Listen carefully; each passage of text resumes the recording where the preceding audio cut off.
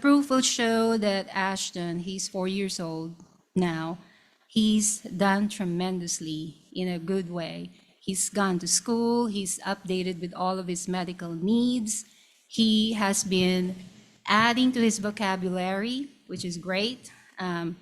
He's gaining friends, he's very close with his teachers. He's just overall has become healthier. His eating habits are better.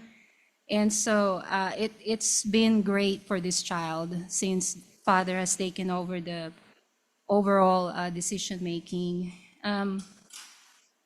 In contrast, Judge, mother continues to engage in hostile communication with my client. She's making derogatory comments. So mother's visit started February 7 of 2025, every other weekend. So she would have had 15 weekends from that time. Out of the 15 weekends that she was awarded, she only exercised 5. Out of that 5, the last day, she had only exercised 1 overnight because the following day, the children had to be taken to the grandfather's home. The DCS was involved, police was involved, and we'll get to that. So we have the police officer as well, subpoenaed to testify. The very first weekend that mother exercised her visitation on February 7,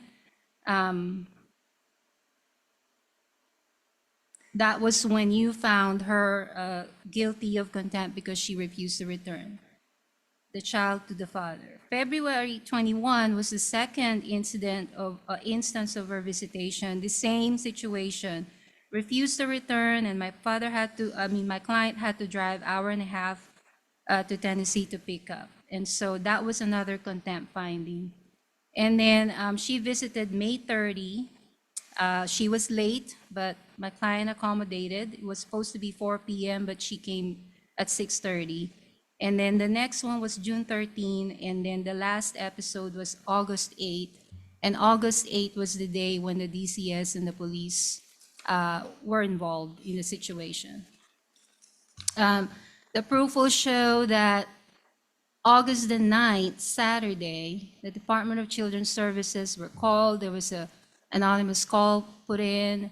Apparently, Sophie, the 12-year-old, who is the other daughter of Ms. Hewitt, had made some complaints of abuse.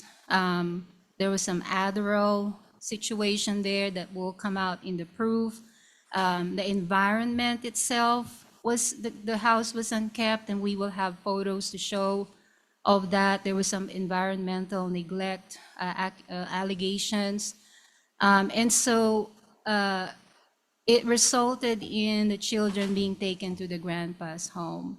And then my client got a call from the police department, Dixon Police Department, asking him to pick up the child. And so my client had to drive again. He was on vacation at that time on a Saturday to pick up his child. So the visitation was cut short. All throughout, from February to today, mom has never checked on the child, never sends any message to dad what's going on with Ashton. Maybe she doesn't have a ride to pick up, but doesn't even initiate any video calls whatsoever. In contrast, my client has been cooperative, bending over backwards to accommodate Ms. Hewitt. And so, Judge, we do have a lot of concern. And the other thing is the diet that's being fed to Ashton. It's going to come out as well in the proof. And so I know that it is very drastic, but in our proposed permanent parenting plan, of course, we were asking that Mr. Fenton remains the PRP with exclusive decision-making. He's doing a great job. Our concern is Ashton. If he continues to stay in this environment, that's the environment is not healthy, and we'll show the photos. And the other things, the situation with Sophie, it appears that Sophie has been tasked to take care of Ashton every time Ashton is there, and mother just does not participate. My client is asking that mother's visitation just occur in the county where he lives right now instead of overnight, unless Ms. Hewitt can show otherwise that she's fit and capable. And we're asking Friday from 5 p.m. to 8 p.m., Saturday and Sunday 8 a.m. to 6 p.m. And these are the same schedule that Mr. Fenton had when he had to come here. And so I feel like it's only fair that she gets the same. And we're asking that mother is to pick up and drop off from Mr. Fenton's home. We ask that that applies day to day. And then for the summer, my client is asking that he gets at least 2 consecutive weeks for the first and second months of the summer. If the child support is assessed against the mother, which I believe it will when I calculated it, I do not have credible evidence of her, Ms. Hewitt's income, just because I've not received any discovery responses that I propounded, whether she was pro se and whether she was represented. And so we would ask that the income be imputed per the child support regulation. However, Ms. Fenton does acknowledge that Ms. Hewitt will incur travel expenses and he wants her to see the child.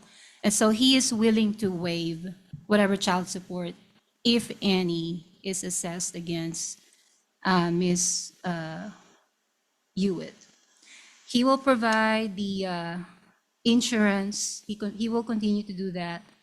And then we're asking that he claims him for the tax purposes. So in summary, Judge, we're asking if we apply the best interest factors here, it's truly unfortunate that we had come to this point. We were hoping that things will get better, but instead it got worse. And so we're asking that when the court applies the best interest, it finds that majority of them favors my client and that he remains the PRP and that no overnight visitations be awarded to Ms. Hewitt at this point. That's what I have, Judge. Thank you. Ms. Hewitt, you are representing yourself, your prior attorney having withdrawn. You have the right to make an opening statement, but I'm going to give you a chance to testify. Do you want to just reserve your what you want to say to when you testify? That hearing had a little bit of everything. Judge David Wolfe presided over a custody case between Mr. Fenton and Miss Hewitt. And while the formal issue was finalizing a permanent parenting plan, the real heart of the matter was whether the mother's visitation should be curtailed, given a long series of problems attorney opened with a sharp contrast. He highlighted that since Fenton took over primary decision-making, their 4-year-old son Ashton had flourished. His vocabulary improved, he was up to date on medical care, eating better, making friends, and thriving at school. Against that, counsel painted a picture of Hewitt as disengaged and unreliable. Out of 15 weekends of visitation awarded since February, she exercised only 5, with just 1 overnight before police and child services had to intervene. Twice, she was found in contempt for refusing to return Ashton, forcing Fenton to drive hours to retrieve him. Another visit ended when police and DCS stepped in after allegations of neglect, with the child ultimately placed with his grandfather until Fenton could pick him up. The attorney added details about an unhealthy home environment, messy conditions documented in photos, Sophie, the mother's 12-year-old, being left to care for Ashton, questionable diet, and even allegations involving medication. He emphasized that in all this time, Hewitt had not once checked in with Ashton outside her visits, not even to call or video. In contrast, Fenton was described as bending over backwards to accommodate her. The request was firm. Fenton to remain primary residential parent with sole decision-making authority, Hewitt's visits limited to daytime only in Fenton's county, Friday evenings and weekend days, no overnights unless she demonstrated fitness, and her responsibility to handle pickup and drop-off. He also asked for 2 consecutive summer weeks for Fenton, child support to be imputed to Hewitt since she hadn't provided financials, but waived by Fenton in light of her travel expenses. Hewitt, now representing herself after her attorney withdrew, was given the option to make an opening statement, but Judge Wolfe suggested she might want to save her words for testimony. His demeanor was steady, making sure she understood the process and had the chance to be heard despite being at a disadvantage. The atmosphere in court was serious, tinged with frustration over repeated noncompliance, but focused on structure and the child's best interest. Fenton appeared calm and steady, his counsel organized and detailed, while Hewitt seemed isolated but intent on telling her side when the time came. Judge Wolfe managed the proceedings with patience and clarity, signaling that this was about building a workable plan grounded in Ashton's welfare, not rehashing past grievances endlessly. If you found this hearing insightful, consider subscribing, hitting the bell, and letting me know your thoughts in the comments below. I read every one.